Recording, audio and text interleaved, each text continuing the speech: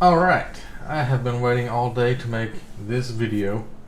I just finished watching the movie for Abraham Lincoln Vampire Hunter, and I finished the book, and the book was so nice I bought it twice, and 10 out of 10, fucking amazing, blew me away.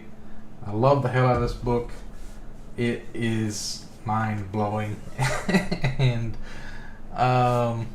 I really did not expect it to take vampires as seriously as it does. This looks like it would be a joke. It looks like that Max Brook zombie survival guide kind of an idea. Like, they're not going to take this serious, but it's fucking serious, and these vampires are fucking scary.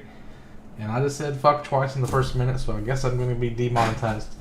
But holy shit.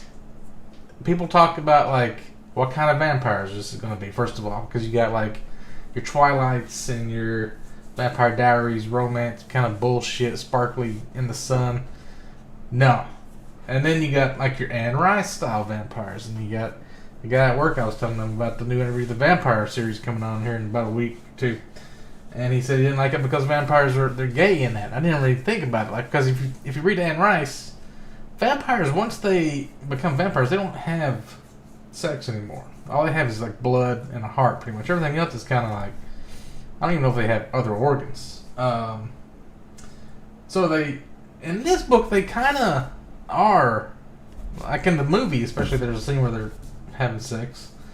And there was a scene in this where he actually meets Edgar Allan Poe at one point, and he is kind of like a fan of the vampires because he's like, think about it, Abe, you know, you got a lifetime to read all these books that you wanted to read and like amass wealth and a harem. Like, why would you have a harem unless you're having sex? But the book starts out really well. It's kind of like Princess Bride, you know, it starts out in modern day times and the guy's reading his son the story. And like the Interview the Vampire, you know, it's modern day times, and he's interviewing this reporter, this Christian Slater in the movie, you know, he's Louis telling him the story about how he became a vampire. That's how it starts. Like, there's a guy working in a store, and this vampire named Henry Sturgis comes in, and he's kind of weird, and he's like, he knows he wants to be an aspiring writer, and he lays him down this bunch of old journals, and he says, you have to like agree to, maybe I'm thinking of something else, but he has to like make this into a book or whatever, and it's Abraham Lincoln's journals, and it goes back to like when he was a little kid, and his mother was killed by a vampire because his father, his father's different in the movie. I'll get to the movie later. I just want to go through the book first. But like, Abraham Lincoln gets this hatred of vampires, and he starts kind of like doing a montage where he starts chopping wood and just getting strong, and he has an axe, and I think maybe he has a gun later on, but he has this guy come up to him, Henry Sturgis. He meets this guy that's a vampire, and he hates vampires too. He's a vampire that hates his own kind, and there's like a few of them in America that they're abolitionists, and what they realize is that, or what you realize reading the book, is the whole purpose of slavery basically is just to support vampires and to like give them black people to drink their blood and stuff. And it goes through like the horrors of slavery, and just like it talks about like if you're a slave, you know, you're hoping that the master that buys you also buys your wife, otherwise you're just gonna never see her again. And then once you do get bought, you're just like a fucking victim to a vampire. You're gonna be like, some of them, there's just one guy, he's like a doctor, and he keeps like all these slaves like under his basement, like tied up like cattle or pigs, you know, and you like cut their throat and let them slowly die and like bleed into these bowls and had tubes everywhere and stuff. And Abe Lincoln starts killing these guys, and it's not easy.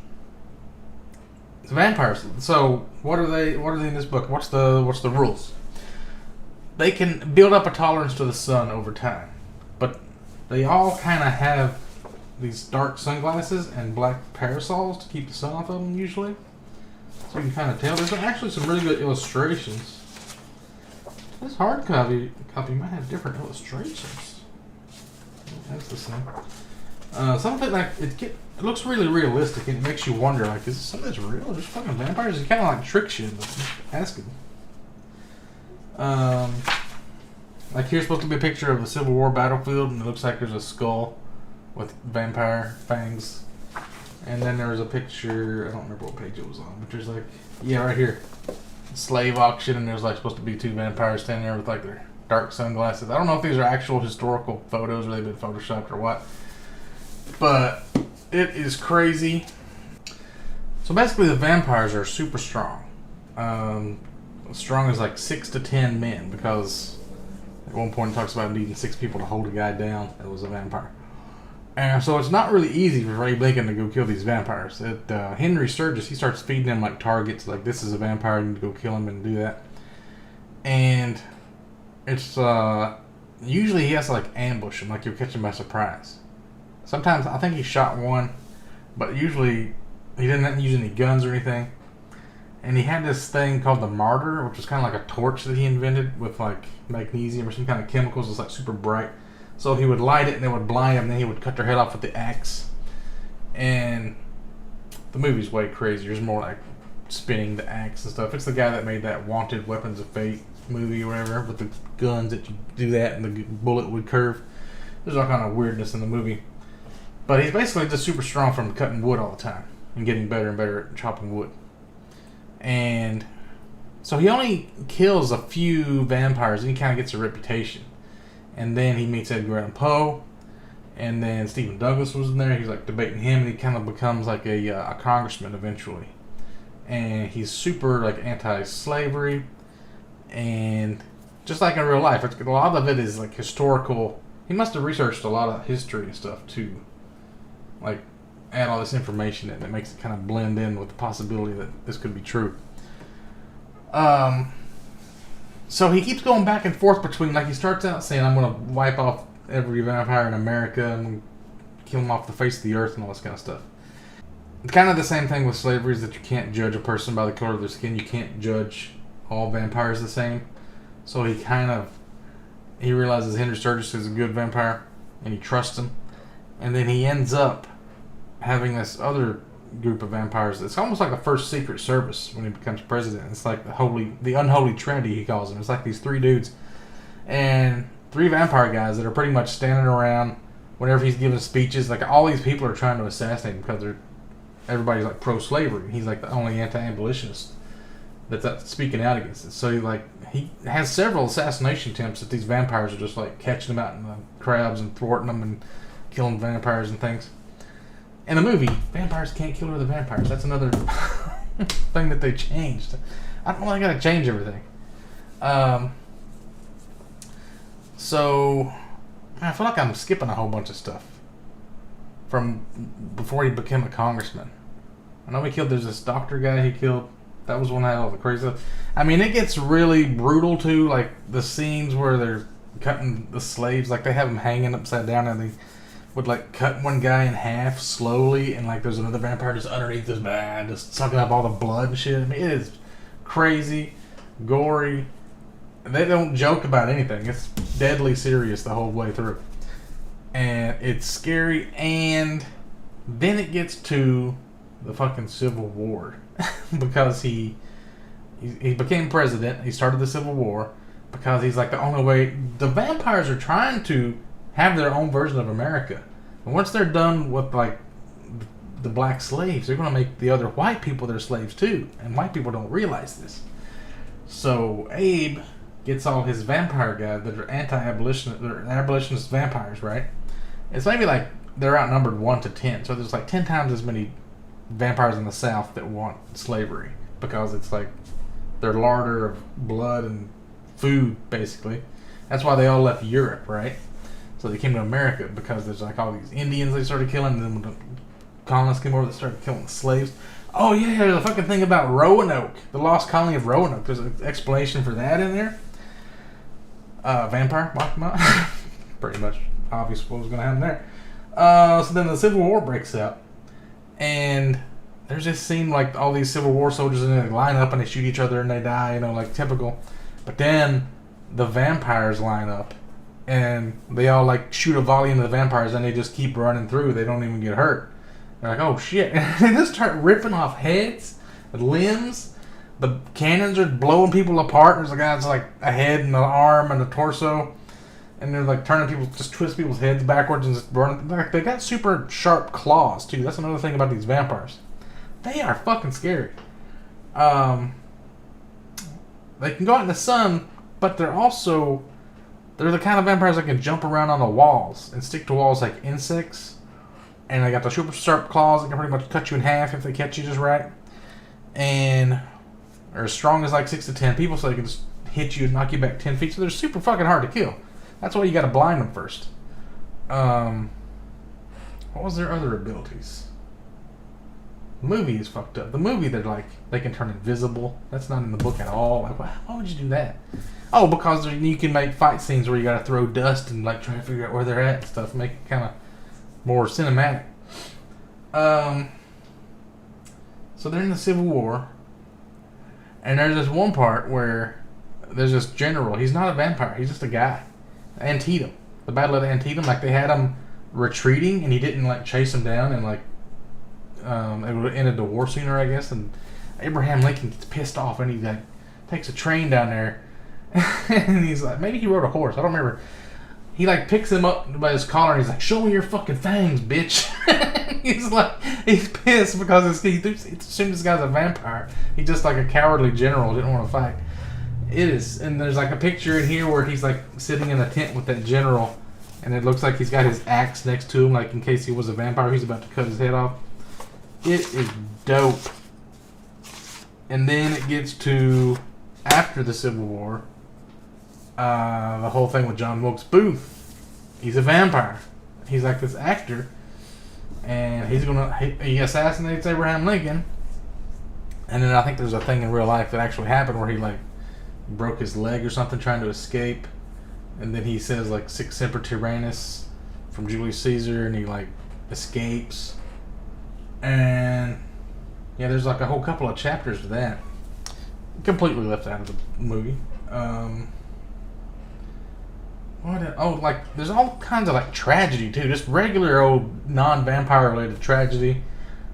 I mean, one of his kids was killed by a vampire because they have this thing. The vampires will give you like a fool's dose of blood, of their own blood. You know, it's not enough to turn you into a vampire, but it's enough to make you sick enough to kill you over time, and it looks like typhoid fever. So Abraham Lincoln is constantly like, he's losing his family members all the time, and he's like losing his kids, and he's getting depressed. He goes back and forth, like, I hate all the vampires. He's like, well, maybe not all the vampires are bad. Then his kid gets killed, and then he's like, I don't want to see another vampire as long as I live. Get out of my face. And then he dismisses his badass unholy trinity squad of protectors that's always around him, and they leave. So then he's kind of like opened himself back up again, and then he gets assassinated at the end. But then, at the very end, super spoiler time. At the very end, I missed this at first when I'm reading through, and he's like, he writes a letter to President Kennedy. What? How is Abraham Lincoln writing a letter to President Kennedy? And then you realize, oh, Henry Sturgis, he always kept saying throughout the book, like, you're too interesting to die, or to let you die, or something like that. So he turned him into a vampire. And then they talk about like how they went over into Europe, and there was this time period between like 1939 and 1945 that there was a second vampire uprising, and it was World War II, and the fucking Nazis were vampires, and Abe Lincoln was over fighting in fucking Europe. Holy shit! And that's how it ends. Dope. The whole book was amazing. So now let's talk about the movie. Actually, first, by the way, if you're going to read this book, Seth Graham Seth Graham Smith, this guy who wrote it, he also wrote this book, Pride and Prejudice and Zombies, and there is also a movie based on that. I don't know if it's going to be good or not. I downloaded it. I haven't read that book yet. He also wrote a sequel to Abraham Lincoln Vampire Hunter. It is called The Last American Vampire, and that's a pretty cool picture, like a sailor. I don't remember what war that was where they came back from. World War One, maybe. But I think this continues on with Henry Sturgis, and like he's like tutoring somebody else, because at the end of the movie, he kind of starts out with another guy, the same thing he said to Abraham Lincoln, and then he also has another book called Unholy Night about the three wise men and Jesus. I don't know if they're supposed to be vampire hunters or what they are. but it's something weird. So that's interesting if you want to like read some more Seth Graham Smith. I think he also did some like he had some weird movie things. Let me look it up. IMDb.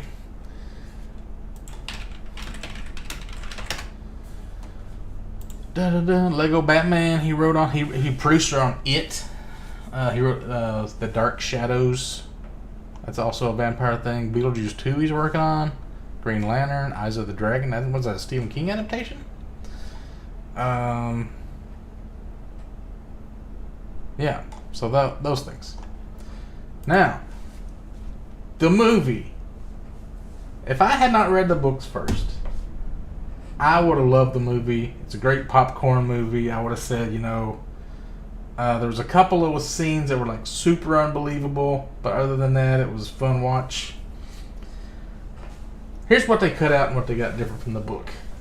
At the beginning, when the guy comes to the writer of the book and he gives him the journals, that's not in there at all. It starts out right with Abraham Lincoln. You don't know who's telling the story. Instead of chopping down trees to get strong, there's a montage where he's training with Henry and he's telling him to chop this tree down with one blow, and he's like, he tries, he can't, and he's like, pisses him off, and he does it, and this tree just explodes with one hit. Like, how does that work? He's like, nothing is stronger than the truth. It's stronger than hate, or something like that. That doesn't make any sense. He tells him to pick a weapon. He shows him all these different kinds of guns, like a blunderbuss and a 8-barreled gun. And there's no guns in the books. There's maybe 1 or 2 flintlocks or something, and then he starts using his axe, and there's no guns. And he starts using that martyr in the books, but there's no martyr in the movie at all. There's no blinding the zombies.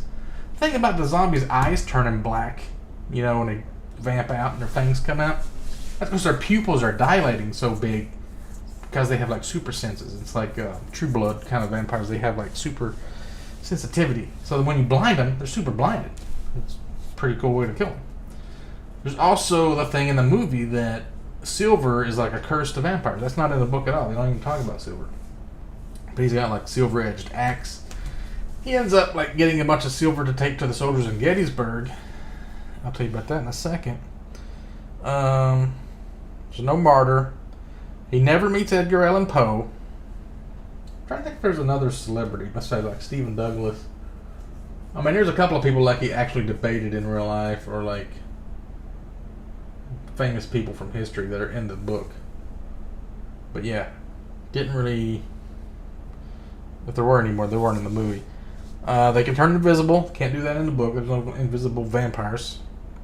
In the book, Mary Todd, his wife, never knows vampires exist at all.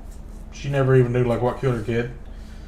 In the book, he tells her right away. He's like, "Hey, I've been hunting vampires." She goes, "How many have you killed?" "Oh, I'm 5. "No, 6. He's like, "Ha ha ha, it's 8, you silly bastard. Why would you joke about such a..." She doesn't take him serious, and then she finds out by reading his journal later, she gets all mad. So different. Why would they change that? In the book, they don't know where vampires came from. They say that they probably evolved alongside human beings. Kind of like hemophages, insects or whatever that suck blood, or they just in the movie there's a head vampire that made all the other vampires, so you kill him and you kill them all, I guess. No, because they killed him, and Henry Sturgis was still alive at the end, so it's not one of those. It's not kill the head vampire and they all die. That's interesting. I didn't think about that.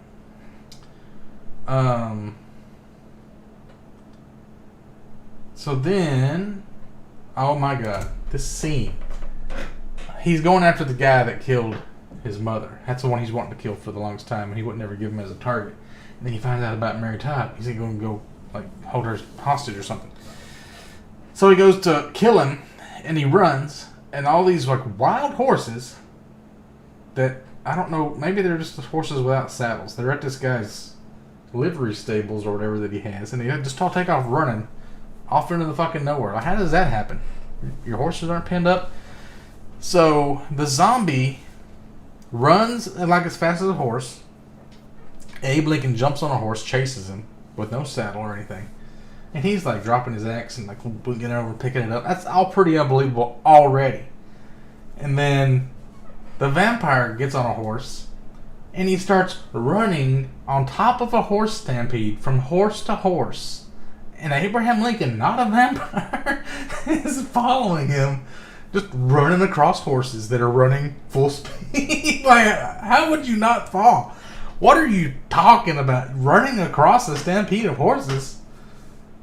That makes no fucking sense at all. And then he gets into this house, and his friend, like this James Speed, I think is his name, he comes busting through the wall like a Kool-Aid man with a horse and carriage. Like, how did you get those horses to just plow through a wall? And then he drifts it like he's drifting a car. He picks Abraham Lincoln off and takes off out of the house. What in the fuck was that about, dude? Oh my god. This director is stupid. I don't know why. Wanted Weapons of Fate or whatever with the curving bullets was a little bit believable. Enough that you can make a movie about it. But this shit was like, what in the hell? So when Lincoln becomes president, he has like this trinity of guards, vampire guards. Not in the movie. In the movie, there's like no other vampires that are. I think there was a senator that had glasses on, so you assume he's a vampire, but he's like never seen again. And there's no vampires that are helping him. There's no vampires that are like fighting for the Union. That's what they called the Holy Trinity, the Union. So all the vampires that were abolitionists were called the Union. Not in the movie. In the movie, when you get to the Civil War scene where they shoot all the vampires and they just they keep running through the bullets, because they can turn invisible, they all just vanish. And then all the soldiers just die except for one. And then they're all of a sudden they're visible again behind him, and he's like, "What just happened?" So that was different. The scene where he goes after what was that general's name in Antietam that he picked up by the collar? And I can't remember his name, but that scene was cut out completely. And then because he added the thing about vampires being able to curse by silver, the silver weapons thing, they found they got all the silver together and they sent a train load of silver. But it was a fake train. All the real silver was sent by the Underground Railroad, a bunch of black people carrying it. Which seems like if you could just carry it, why would you need a train? But anyway, it worked out because the vampires were fighting on top of a train. Another craziest scene I've ever seen in my life. They blow up the bridge. The train still makes it halfway over the bridge, and all the train cars fall off except for the main engine.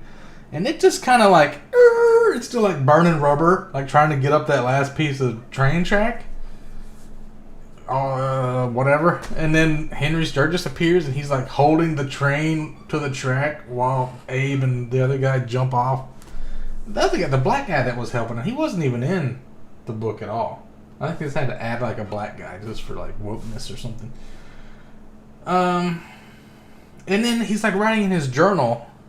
And somehow the journal must have survived that whole explosion and train falling and everything. I don't know. It must have been in his pocket. It didn't fly off somehow. And then the whole thing about being assassinated by John Wilkes Booth, that was like a major part of the book at the end, like 2 or 3 chapters dedicated to it. Completely cut out of the movie. So, yeah. I think that covers everything. So, 10 out of 10 on the book, 8 out of 10 on the movie, something like that. Next, I may have bitten off more than I can chew because I went to the library today. My plan was to read Abraham Lincoln Vampire Hunter next week, or the week after next or something. I ended up reading it too early. So then I was going to read Nosferatu by Joe Hill, but now I don't want to read any more vampire stuff for a while because I need something in between, like a palate cleanser. So, what do I read for Halloween, October and stuff? Went to the library. I got Shirley Jackson, Novels and Stories. It has The Haunting of Hill House. She wrote that, apparently. And The Lottery, which I've seen the little short movie of when I was in high school. And some other thing called We Have Always Lived in the Castle. So that's good. And then I also got Stephen King, Nightmares and Dreamscapes. That's a big boy. That's a big chunker. It's like a anthology. 800 and so pages. It has a lot of stories. Yeah, there's a bunch of them. Do I recognize any of these? Suffer the Little Children, The Night Flyer. I've heard of that one. Yeah, a lot of these I haven't heard, so that's good. 10 O'Clock People. I think I've heard of that one. Rainy Season. Dolan's Cadillac. I've read 4 Past Midnight. And I heard Different Seasons is also like a good anthology. That's the one that got... Is that the one that's got 1922? No. That's got some other really good ones in it. 4 Past Midnight's got the Langoliers in it though, so... Yeah, I don't know if I'll be able to read that whole thing. Surely I can. I mean, I read like 1,000 pages in... What was it, like a week? When I read Way of Kings? But... Maybe it'll be easier to read since it's a bunch of short stories. So I've kind of been changing my plans. And now I've got to watch this Pride and Prejudice Zombies movie too, I guess now, instead of the ones I had planned. So anyway, that's it.